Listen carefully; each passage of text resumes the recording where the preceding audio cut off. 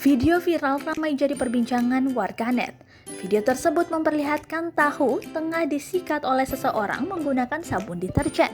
Atas aksi tersebut banyak warganet yang nyinyir. Video itu diunggah oleh akun TikTok @richardmile078.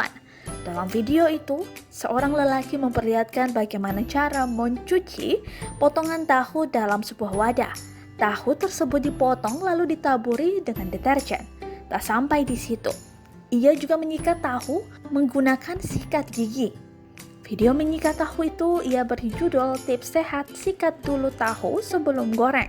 Meski dalam video tersebut tidak terlihat apakah dia benar-benar menggoreng dan menyantapnya, namun warganet terlanjur kesal dengan konten yang ia buat. Tak sedikit yang menilai jika lelaki ini hanya mencari sensasi dan ingin viral.